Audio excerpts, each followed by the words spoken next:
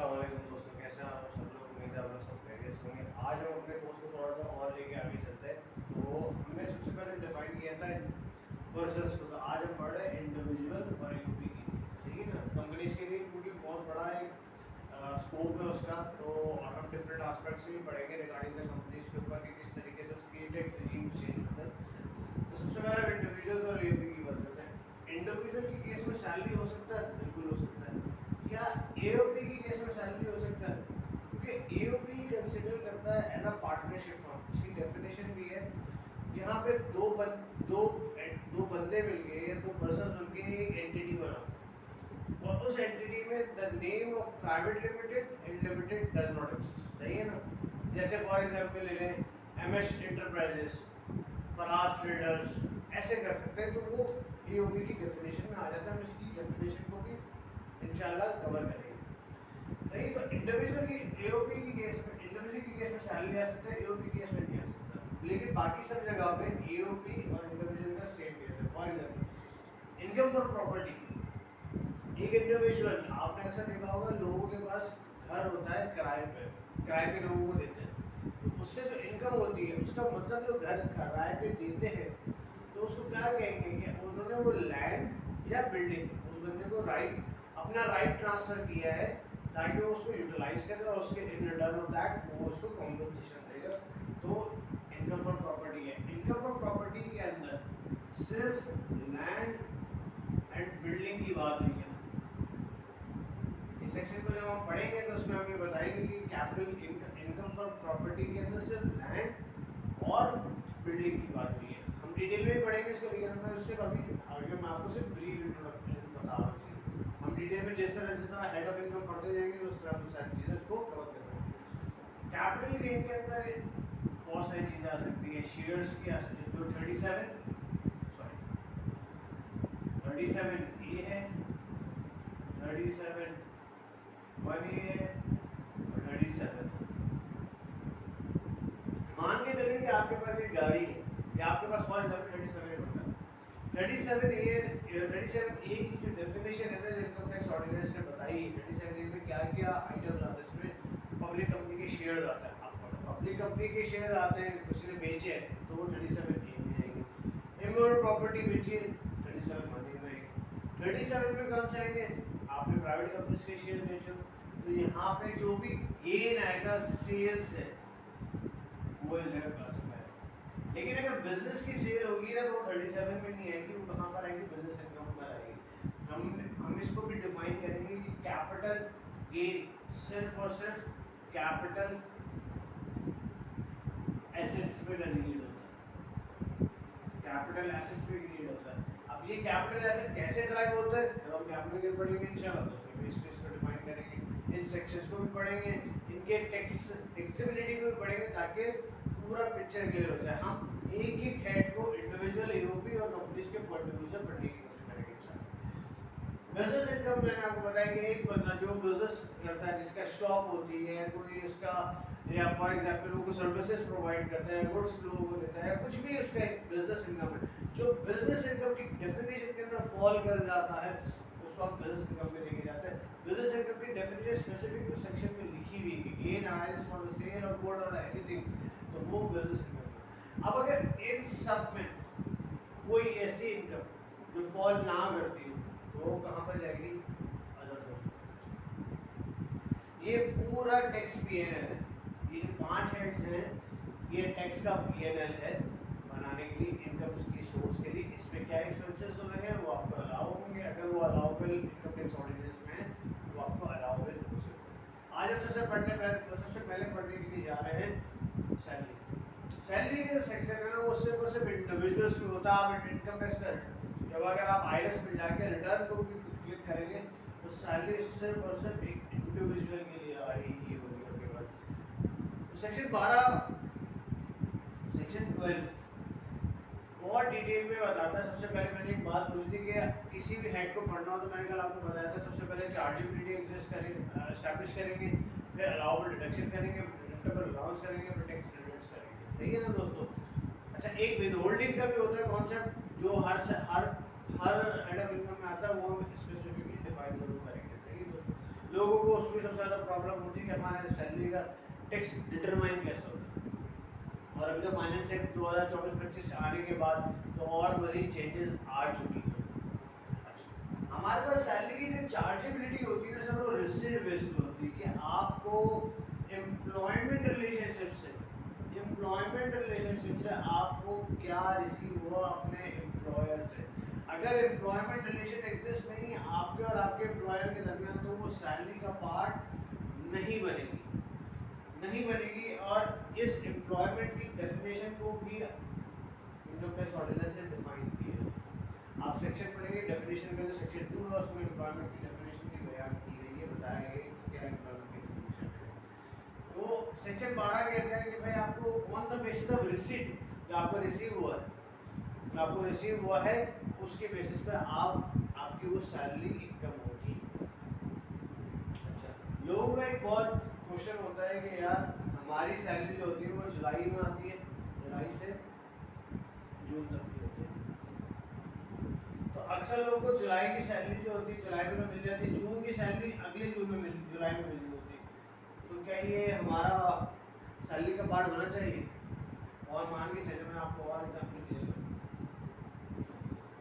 जुलाई 2023 से लेके जून 2024, सही दोस्तों, यहाँ पे आपको जुलाई की तो मिल जाती है, या जो अगले जून की होती है वो जुलाई में मिल रही होती है, और जुलाई की जो है वो अगस्त में मिल रही होती है। तो ये क्या सिलसिला चल रहा होता है? तो भाई आप ये भी तो सोचिए, आपके 12 महीने तो एग्जिस्ट कर जाते हैं ना, 12 मंथ तो एग्जिस्ट कर जाते हैं ना आपके। और सेकेंड बात जो मैंने आपसे बात की थी कि आपका एम्प्लॉयमेंट रिलेशनशिप तो एग्जिस्ट करता है ना, आपका एम्प्लॉयमेंट रिलेशनशिप तो उस बंदे से एग्जिस्ट करता है ना जिससे आप सैलरी ले रहे हो। तो ये इंपॉर्टेंट बात है कि 12 महीने की सैलरी होती है, रिसेंट बेसिस पे उन्होंने लिखा है कि ये रिसेंट बेसिस पे होती है। उसके अलावा अगर किसी पर्सन, किसी एम्प्लॉई को सैलरी, बोनस, कमीशन जो है ये एम्प्लॉयमेंट रिलेशनशिप से मिला है, जिसकी वजह से ये सैलरी का पार्ट है। अदर देन ये किसका, अगर ये इसका नहीं होता तो ये किसका पार्ट होता? सही है ना दोस्तों, या बिजनेस इनकम का पार्ट बन सकता है।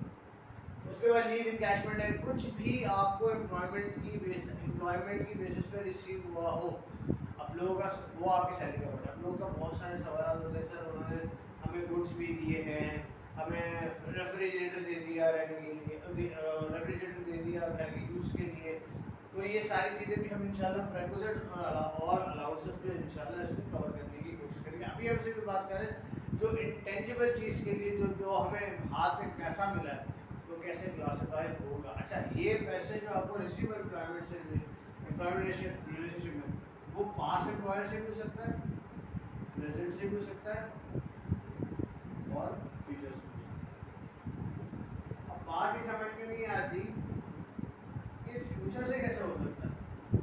तो आपने अक्सर देखा होगा कि जब आप जॉब छोड़ देते हैं, आप किसी और जगह पे, फॉर एग्जाम्पल मैं लाहौर से आया हूँ, मैं कराची में शिफ्ट हुआ, मेरी लाहौर की प्रेजेंट चल रही है और प्रेजेंट मेरी जॉब चल रही है। मैं छोड़ के आया, मैंने कहा भाई मैं तो कराची को जानता नहीं, मेरे को कराची के बारे में पता नहीं, मेरे पास तो पैसे तो नहीं होंगे। तो आपको आपका एम्प्लॉयर फ्यूचर के लिए आपकी जो फ्यूचर सैलरी होती है आपको अभी प्रेजेंट में दे देता है। हाँ, आपकी एम्प्लॉयमेंट तो शुरू होगी अगले महीने से जब आप छोड़ के जाएंगे, लेकिन आपको कुछ अलाउंसेज या कुछ सैलरी ऐसी दे देते हैं ताकि आप अपना गुजर बसर कर सको। बहुत रेयर होता है लेकिन होता ज़रूर है ये चीज़। तो आपको पास्ट, प्रेजेंट या फ्यूचर एम्प्लॉयर्स हो तो आपके किसका पार्ट आ जाएगा? सैलरी का पार्ट आ जाएगा। तो आपको कोई भी चीज़ रिसीव हुई हो तो पोजीशन की बेस पे इधर आ जाएगी आपके पास। उसके बाद में पढ़ेंगे इंशाल्लाह कि प्रेक्विजिट्स क्या होते हैं। प्रेक्विजिट्स टैक्सेबल होते हैं जो कि सेक्शन में प्रोवाइडेड किए जाते हैं। अगर कोई ऐसा प्रेक्विजिट्स है जो सेक्शन 13 में या इनकम टैक्स ऑर्डिनेंस में डिफाइन नहीं है, वो कभी भी सैलरी का पार्ट नहीं बनेगा। अलाउंसेस हमेशा टैक्सेबल होते हैं अनटिल अनलेस उसकी एग्जेम्पशन प्रोवाइडेड ना हो। एक एक्सेप्ट मैं आपको एग्जांपल के तौर पर बता दूं कि मेडिकल अलाउंस जो है ना, उसमें कुछ उन्होंने रिलैक्सेशन दी है, उसकी में कुछ चीज़ें हैं क्यों किस तरीके से आपको आप एग्जेप्ट करा देते वो भी चीज़ में। आखिरी एक चीज़ आती है कि एम्प्लॉय शेयर स्कीम। बहुत सारे लोग ऐसे होते हैं जो अपने एम्प्लॉयज़ को बोनस नहीं देते लेकिन उनको कि अपने किसी कंपनी के, अपने किसी एसोसिएट कंपनी के बोलते हैं कि आप हमारे शेयर्स ले लें, बहुत अच्छी परफॉर्मेंस दी, आप हमारे शेयर्स ले लें, तो उससे हम काम पे कमी करते हैं एम्प्लॉय शेयर्स की। ये कुछ चीज़ें हमने ऊपर से करी, हम अपनी डिटेल्स में पढ़ेंगे सेक्शन में। आप सेक्शन 12 में कहता है, सेक्शन 13 क्या कहता है, सेक्शन 14 क्या कहता है, ये सारी चीज़ें हम प्रोवाइडेड होती हैं, ये सब पता, ये सब हम डिटेल में पढ़ेंगे इंशाल्लाह। मैं भी कह रहा, आपको लग रहा होगा यार ऊपर से निकल लें, ऊपर से नहीं निकल लें, हम डिटेल्स में ज़रूर जाएंगे। सबसे पहले बुनियादें तो अच्छी हो हमारी, अगर बुनियादें अच्छी नहीं होगी तो मज़ा नहीं आएगा पढ़ने में। अच्छा, हर हेड ऑफ इनकम में जगह बताइए, हर सेक्शन में बताइए, हर हेड ऑफ इनकम में बताया गया है कि कौन से एक्सपेंसेस आपको अलाउ होंगे, कौन से नहीं होंगे, किसको आप क्लेम कर सकते हैं, किन एक्सपेंसेस को किनको नहीं कर सकते। ठीक है, हर सोर्स ऑफ इनकम में बताया गया। एक सैलरी ऐसा वाहिद सेक्शन है, एक ऐसा वाहिद सेक्शन है जिस पे एक्सपेंसेस के बारे में पूरे इनकम टैक्स ऑर्डिनेंस में डिफाइन की गई है। तो इसका क्या मतलब नहीं करता, रिजल्टिंग दैट कि आपको सैलरी पे कोई अलाउबल डिडक्शन नहीं मिलती, तो इसका मतलब ये हो गया कि सैलरी इनकम पे कभी लॉस क्रिएट नहीं हो सकता, लॉस क्रिएट नहीं हो सकता, और होना भी नहीं चाहिए, और होना भी नहीं चाहिए। क्यों? क्योंकि आप बोलो यार मैंने तो सैलरी दी, मैंने फॉर एग्जाम्पल लाख रुपए की, और खर्चा मैंने कर दिया 1 20 का, भाई तुम्हारे पास 20,000 रुपये एडिशनल आए कहाँ से, इसके ऊपर तुम लॉस लोगे मुझसे, 20,000 रुपये तुम्हारे पास आए कहाँ से, तो एम्प्लॉयमेंट रिलेशनशिप तो नहीं है, तो ये यहाँ पे लॉस का कॉन्सेप्ट एग्जिस्ट नहीं करता है। तो ये दोस्त, जितनी आपकी इनकम है आपको ना टैक्स पे करना पड़ेगा, ये चीज़ इसकी है, सही है। अब ये कुछ चीज़ें इसकी है जो कि रिलेटेड टू आपकी टोटल इनकम पे आ जाती है बात। अगर आप अपनी जो इसको माइनस कर देंगे अपनी सैलरी इनकम से, तो आपके पास एक फिगर निकल के आएगी, इसका नाम होगा total income, total salary income आ जाएगी, सैलरी इनकम आ जाएगी, सही है दोस्तों। उसमें से हम डिडक्टेबल अलाउंस माइनस करेंगे इंशाल्लाह, वो भी हम पढ़ेंगे कि डिडक्टेबल अलाउंसेस होते क्या हैं। अभी हम सिर्फ आपको सिर्फ मैं अभी जानबूझकर थोड़ा सा शॉर्ट में इसलिए बोला क्योंकि आप बहुत सारे लोग जो प्रोफेशनल्स हैं बोलेंगे यार बच्चों वाली चीज़ें बता रहे हैं, देखिए सर ये बच्चों वाली चीज़ें ना कभी कभार अदाब बन जाती है, बहुत सारे लोगों को परेशानी रहती है, क्योंकि प्रिंसिपल्स के नहीं होते, और बहुत सारे जो प्रोफेशनल को बहुत अच्छी भी नॉलेज होती है, मैं डिनाई नहीं कर रहा, लेकिन क्या होता है हम तो उन लोगों को ट्रीट करने जा रहे हैं, उन लोगों को बताने जा रहे हैं, उनको अवेयरनेस क्रिएट करने जा रहे हैं कि आप अपने किसी भी हेड ऑफ इनकम को किस तरीके से इवैल्यूएट करेंगे, किस तरीके से पढ़ेंगे।